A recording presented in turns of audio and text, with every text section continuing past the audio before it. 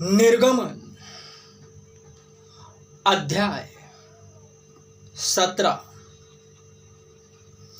चट्टान से पानी।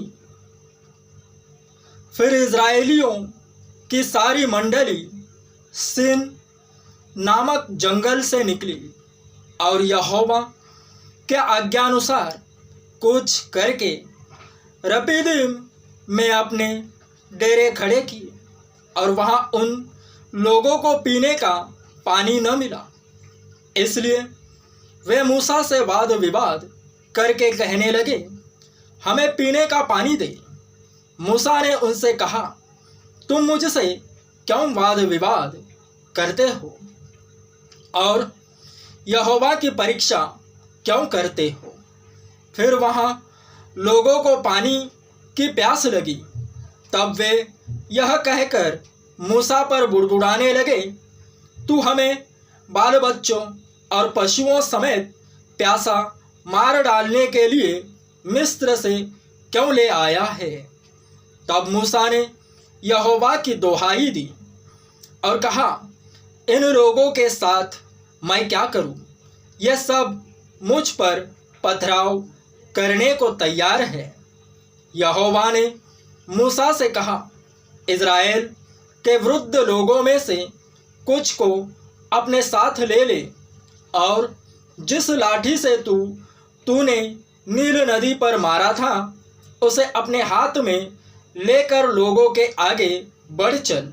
देख, मैं तेरे आगे चलकर होरेब पहाड़ की एक चट्टान पर खड़ा रहूँगा और तू उस चट्टान पर मारना, तब उसमें से पानी निकलेगा जिससे ये लोग पिए। तब मूसा ने इज़राइल के वृद्ध लोगों के देखते वैसा ही किया और मूसा ने उस स्थान का नाम मस्सा और मरीबा रखा, क्योंकि इज़राइलियों ने वहाँ वाद विवाद किया था और यहोवा की परीक्षा यह कहकर कि क्या यहोवा हमारे बीच है या नहीं। अमालेकियों पर विजय। तब अमालेकी आकर रपीदीम में इज़राइलियों से लड़ने लगे। तब मूसा ने यहोशू से कहा, हमारे लिए कई पुरुषों को चुनकर छांट ले और बाहर जाकर अमालेकियों से लड़, और मैं कल परमेश्वर की लाठी हाथ में लिए हुए पहाड़ी की चोटी पर खड़ा रहूँगा। मूसा की इस आज्ञा के अनुसार यहोशू अमालेकियों से लड़ने लगा और मूसा, हारून और हूर पहाड़ी की चोटी पर चढ़ गए। जब तक मूसा अपना हाथ उठाए रहता था तब तक तो इज़राइल प्रबल होता था, परंतु जब जब वह उसे नीचे करता तब तब अमालेक प्रबल होता था।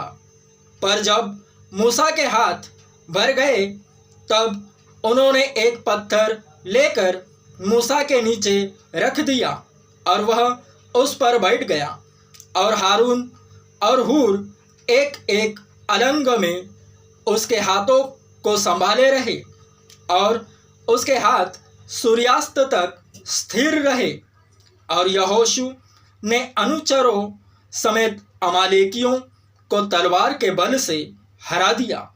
तब यहोवा ने मूसा से कहा, स्मरणार्थ इस बात को पुस्तक में लिख ले और यहोशू को सुना दे कि मैं आकाश के नीचे से अमालेक का स्मरण भी पूरी रीति से मिटा डालूंगा।